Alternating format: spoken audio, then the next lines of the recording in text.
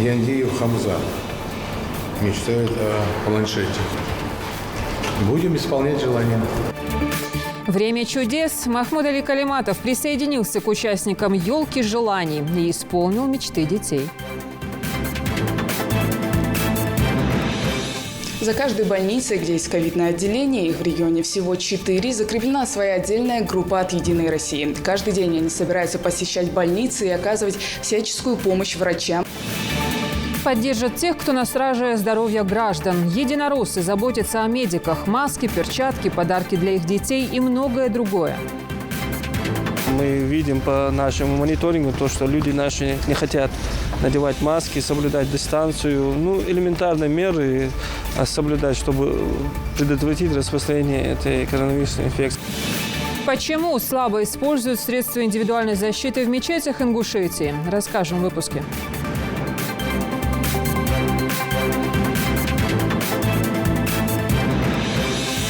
В ходе проверки, можно сказать, 80% водителей были требуют резины.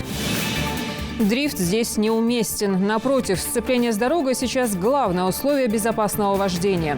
Зимняя резина в приоритете. Принять участие могут все желающие. И взрослые, и дети. Не упустили такую возможность и сами сотрудники Министерства культуры в рамках онлайн-акции. Масштабные торжества отменены, но детей приобщат к новогоднему празднику. Организованы конкурсы и флешмобы.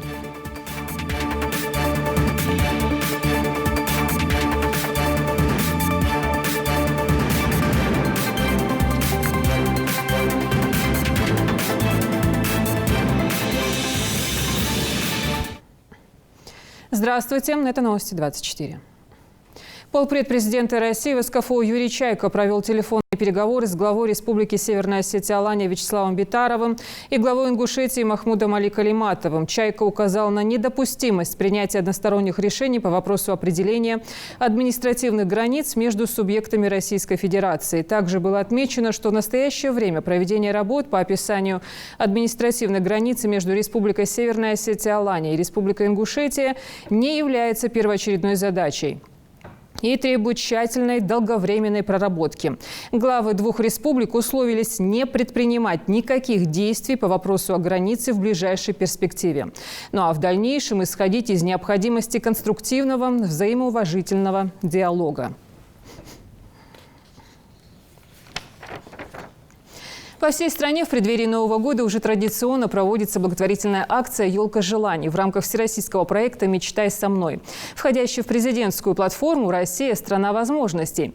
Махмуд Али Калиматов присоединился к участникам «Елки желаний» и исполнил мечты детей из разных населенных пунктов Ингушетии.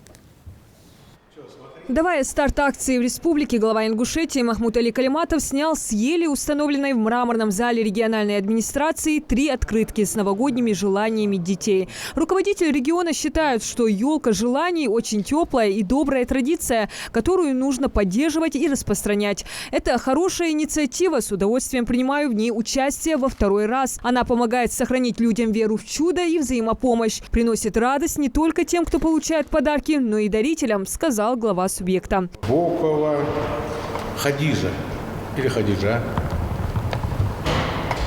мечтает о шведской стенке. Второе пожелание – Долгиев Махмад Амин. Цифровой фотоаппарат. Великолепный выбор.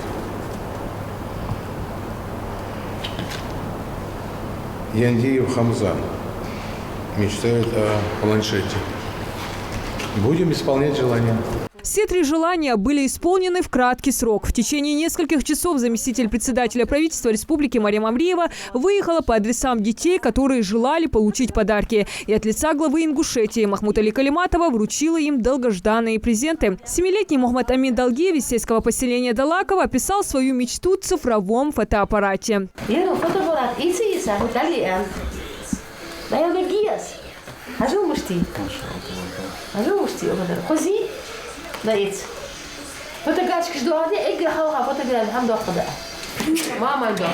А вот 10-летний Хамза Индиев загадал желание о получении в подарок планшета. Посмотри, какой подарок тебе. Вот, это... Хауди отсюда болби. Хауди? Да, да, да, беркет или люля, я не знаю. Аматула. Да, Аллахрес. Все. Мерс хамажи и тайхон. Радмила Лугия. Хамза Радмила Лугия, yok. Лугия, Ютигия. Хайбежелишки, Ютигия. Молодец. Десятилетняя Хадижа Бокова из сельского поселения Нестеровская попросила шведскую стенку, необходимую ей для укрепления опорно-двигательной системы. Данная акция направлена на исполнение новогодних желаний детей и пожилых граждан с состоянием здоровья, угрожающим жизни, детей-сирот и детей, оставшихся без попечения родителей, граждан с ограниченными возможностями здоровья, а также детей, проживающих в семьях с уровнем дохода ниже прожиточного минимума. Присоединиться к елке желаний и исполнить чью-то мечту может любой желающий, зарегистрировавшись на сайте проекта елкажеланий.рф. Диана Дударова, Хусейн Гагиев, Юсуп Ханиев, Рахман Сурови, Ахмед Парчиев. Новости 24. Оказывать всяческую поддержку врачам, работающим в красной зоне. Такое поручение было дано председателем партии «Единая Россия» Дмитрием Медведевым. Во всех субъектах страны организованы группы из депутатов всех уровней, глав городов и районов для помощи медикам. Продукты, средства индивидуальной защиты, организация транспорта, новогодние подарки детям, которые месяцами не видят родителей в белых халатах. О том, как уже ведется эта работа, расскажет Хава Газикова. За каждой больницей, где есть ковидное отделение, их в регионе всего 4, закреплена своя отдельная группа от «Единой России». Каждый день они собираются посещать больницы и оказывать всяческую помощь врачам до мая следующего года. Первым делом представитель партии Магомед Дарсигов вместе с главой города Сунжи направились к главврачу больницы, узнали, с какими трудностями ежедневно сталкиваются медики, а также выяснили, какая помощь больнице необходима. Проблема с поставками медикаментов, которые являются в настоящее время стали дефицитными. Это антикоагулянты, гормональные препараты и часть антибиотиков. Их просто нет на рынке. Дарсигов пожелания главврача центральной больницы выслушал и пообещал вопрос решить. Также он предложил помощь, которую намерены оказать в ближайшее время. Поликлиники, терапевт, врачам, которые выезжают больными амбулатории, которые лечат. Вот мы тоже хотели от вас тоже помочь вам. Мы в неделю 2-3 раза обещаем вам, что на личный транспорт будем приезжать, отвозить врачей и приводить обратно на работу. Вот мы хотели, чтобы вы тоже нам вот этот список, график дали, и человек, кто отвечает по этой линии.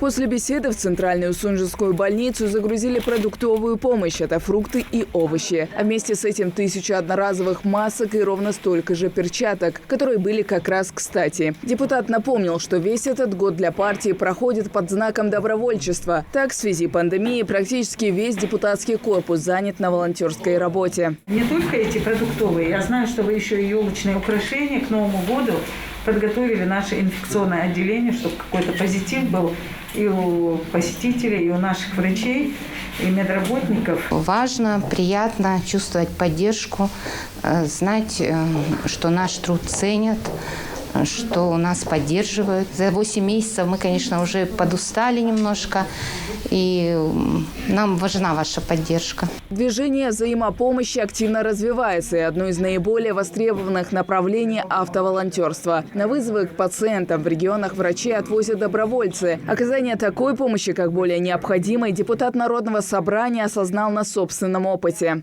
Депутаты парламента, горрайон, советы, сельские поселения возить наших врачей с работы и на работу. Это добровольные акции. Мы думаем, и в дальнейшем будем это делать. Так как у меня тоже дома есть переболевший с этой болезнью. Я помню, когда маму надо было вызвать скорую помощь, мы часами ждали скорую. Это не вина скорой, просто наплыв большой был, вызов очень много было. Исходя из этого, тоже хотим помочь чьей-то маме или папе. Помимо оказания продуктовой помощи вместе со средствами индивидуальной защиты, члены партии уже планируют к Новому году закупить подарки для детей, чьи родители без устали работают в красной зоне. Хава Газикова, Адам Даллаков, Новости 24. 89 случаев COVID-19 выявлено за сутки. По данным оперативного штаба, 39 пациентов в тяжелом состоянии. Из них 15 человек на ИВЛ.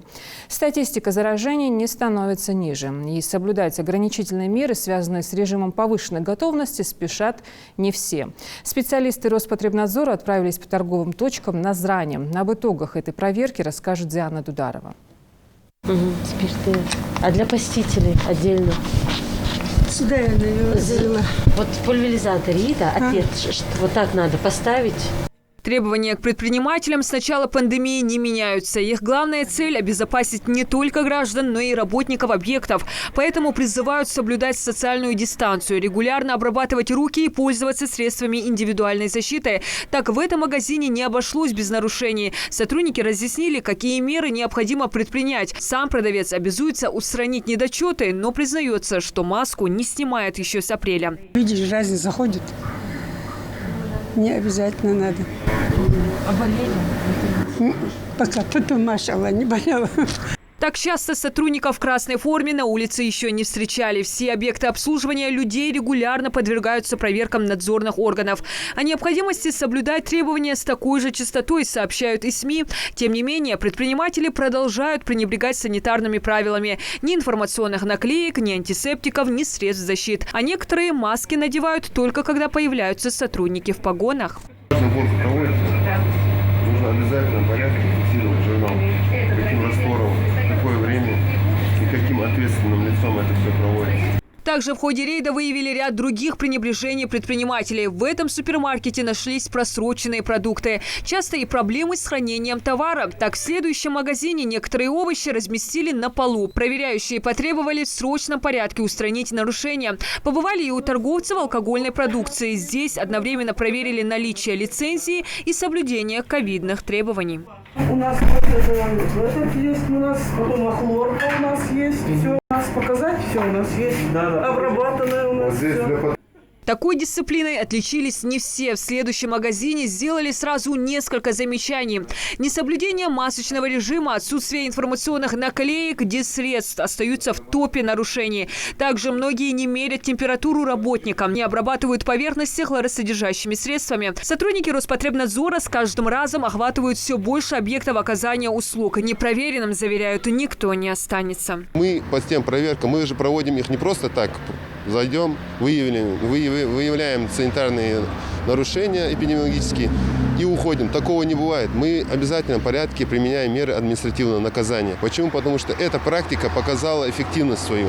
Только по назначению административных штрафов приводит к тому, чтобы индивидуальные предприниматели работу свою выстраивали в таком положении, чтобы данная коронавирусная инфекция не распространялась. Пользу в рейдовых мероприятиях видят и большинство потребителей. Число зараженных коронавирусом с каждым разом увеличивается. Вместе с этим сокращается число свободных коечных мест в больницах. Минздрав региона уже думает развернуть и дополнительный инфекционный корпус. Многие жители убеждены, что только сознательность самих людей поможет избежать второй волны и увеличения жертв ковида. Обязательно нужно маски носить, перчатки надо носить. Особенно люди старшего возраста. И, в принципе, я не думаю, что и молодые застрахованы от болезней. Ну а сотрудники в погонах напоминают, как бы ни нравились новые требования, они обязательны для всех. Пренебрежение собственной безопасностью может ударить многим по карману. Штрафы за несоблюдение мер безопасности составляют не менее 15 тысяч. Диана Дударова, Адам Далаков, Новости 24. Власти республики и медики призывают жителей региона не пренебрегать элементарными мерами предосторожности, носить маски и держать дистанцию. Как соблюдаются противоэпидемические меры, специалисты проверили сегодня в Назрановской центральной мечети. Репортаж Муслима Ганиева. Коронавирусная инфекция продолжает шествие по миру. Каждый день ею заражаются более полумиллиона человек. Это данные Всемирной организации здравоохранения. В России эти цифры намного скромнее, около 30 тысяч новых случаев. Пока жестких ограничительных мер нет, но масочный режим все еще действует. Как он соблюдается в центральной мечети Назрани? Скоро узнаем. Коробки с одноразовыми масками стоят прямо у входа в мечеть с обеих сторон. Пока здесь нет представителей Роспотребнадзора, и мы просто наблюдаем, как прихожане соблюдают меры предосторожности.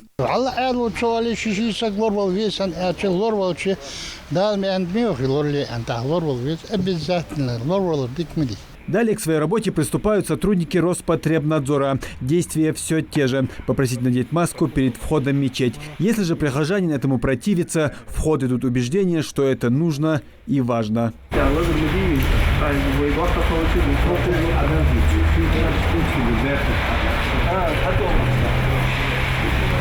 Да, сегодня, к сожалению, у нас остается очень сложная ситуация с распространением коронавирусной инфекции. На сегодняшний день 80 и более людей каждый день у нас регистрируются как подтвержденные. То есть они заразились вирусом. И сегодня мы проводим мероприятие здесь, в мечети города Назрань. Мы видим по нашему мониторингу то, что люди наши не хотят надевать маски, соблюдать дистанцию. Ну, элементарные меры соблюдать, чтобы предотвратить распространение этой коронавирусной инфекции. Большинство прихожан к карантинным мерам относятся с пониманием и без споров сразу же надевают маски. Есть и те, кто пришел со своими средствами индивидуальной защиты, но их количество мизерное. Все ждут, пока им кто-то предложит и подаст. А ведь защита своего здоровья в первую очередь – это забота самих людей. Это все делается для того, чтобы минимизировать рост числа зараженных, рост больных. Соответственно, одна из составляющих всего этого большого процесса – это ношение масок, индивидуальных средств защиты, обработка рук антисептиком. И что мы можем сделать со своей стороны?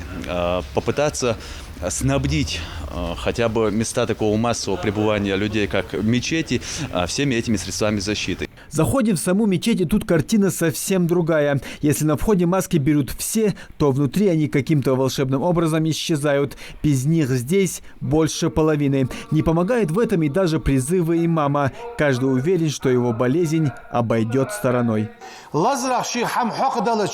فعليه تسجد إحدشان أيتجنب مخالطة الآخرين قشناها دأسوش قشناها يقيت شيء صغير تجي لور والويتس حفاظا على صحتهم نخصموش ببواتش شيء سموش خنولي نغلور ببيتسو تاخن والله واسك شيدير قعنا قعسن يعوغل يلي هات أغزامن إتا دولش دولش سؤون سلازر بحنا بحن شيقع قوش دان دلي ناها يقيت سوو دجي نغلور ببيتسو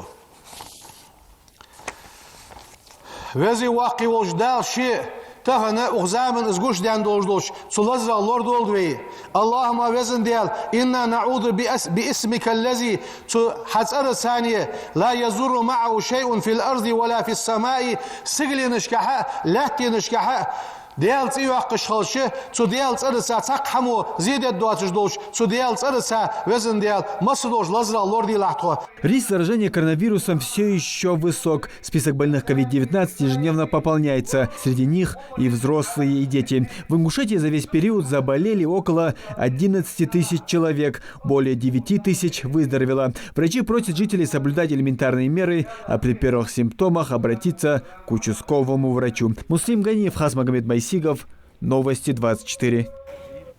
Благодарственные письма вручили директорам школ региона за активное участие в уроке мужества онлайн, посвященному Дню солидарности в борьбе с терроризмом. Поручил наградить 9 особо отличившихся представителей школ председатель Российского союза ветеранов Михаил Моисеев. Напомним, проходил онлайн-урок по всей России. В нем участвовало более сотни школ республики. В онлайн-уроке приняли участие 6,5 миллиона человек по России. Велась прямая трансляция через телекомпанию Russia Today по всему миру. Также приняли участие ветераны Великой Отечественной, ветераны боевых действий, ветераны вооруженных сил. Мы буквально в течение 2 дней с Министерством образования подключили 164 школ в республике. И нашим детишкам понравилось этот урок мужества. Почему? Потому что непосредственно участники Великой Отечественной войны, участники по освобождению Бесланской школы, боевых действий, контртеррористической операции, и боевые люди, боевые офицеры проводили урок мужества. Сейчас стоит задача не отделять обучение от воспитания, чтобы обучение и воспитание шли в одном направлении. Это важно, потому что быть грамотным и быть невоспитанным просто невозможно. Поэтому вся работа и Министерства образования, и всех подведомственных организаций направлена вот на такое, знаете, объединение воспитания в духе патриотизма, в духе гуманизма, толерантности. Вот все эти понятия, которые должны быть обязательно вместе с обучением. По итогам 4-го Всероссийского правового юридического диктанта Ингушетия стала лидером среди субъектов России по уровню правовой грамотности. В этом году акция отличилась рекордным количеством участников. В ней приняли участие более 507 тысяч человек, что в 2 с лишним раза больше, чем в прошлом году. Большая часть участников диктанта, это 64,9%, составили граждане моложе 23 лет. Согласно результатам правового диктанта, лучше других знают законы жители Республики Ингушетия. Их 77%. Напомним, диктант был организован в онлайн-режиме и проходил с 3 по 10 декабря. Он состоял из 40 вопросов, на ответы было отведено 60 минут. Основная тематика – Конституция Российской Федерации, меры поддержки граждан и бизнеса в период пандемии. Трудовые, гражданские и семейные права. Сейчас самое время проверить колеса на прочность. Осадки выпали, дороги слякотные, местами скользкие. Без зимней резины сейчас передвигаться проблематично и небезопасно. Об этом постоянно твердят сотрудники ГИБДД. Регулярно проводят акции безопасности. Готовы ли наши водители к гололедице, расскажет наш корреспондент. В ингушских магазинах автозапчастей ажиотаж. Практически всех сейчас интересует цена на зимнюю резину. Спрос большой. К нему готовы большинство предпринимателей. С охотой знакомят водителя с зимним ассортиментом шин. Но вот, к примеру, в этом магазине лавка забита липучкой разных производителей, а вот шипованной резины нет. На шипованной резине по мокрому асфальту это очень опасно ездить, потому что машина скользит. Она вообще не тормозит абсолютно. А липучка, она хорошая, она и на торможение, и по снегу хорошо идет.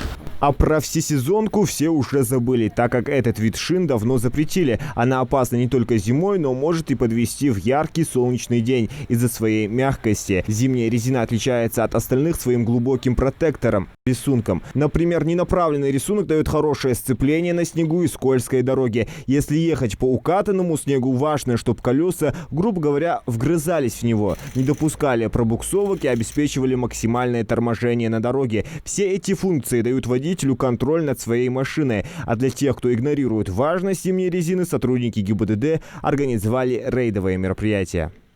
Зимняя резина, машина.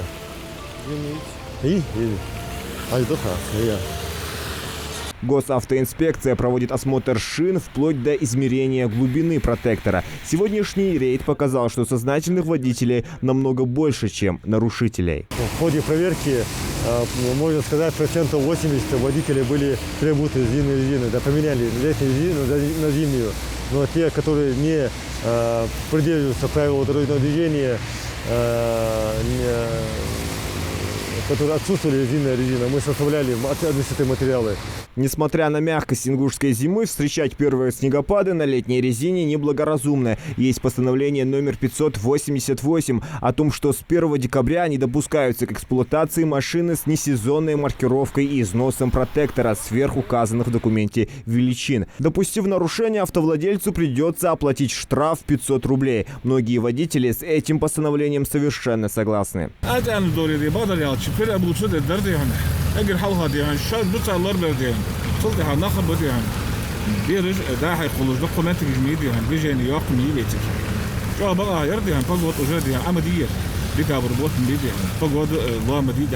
Словом, чем хуже погода, тем осторожнее водители должны вести себя на дороге. Особый вопрос – безопасность на общественном транспорте и в такси. А с этим не всегда гладко.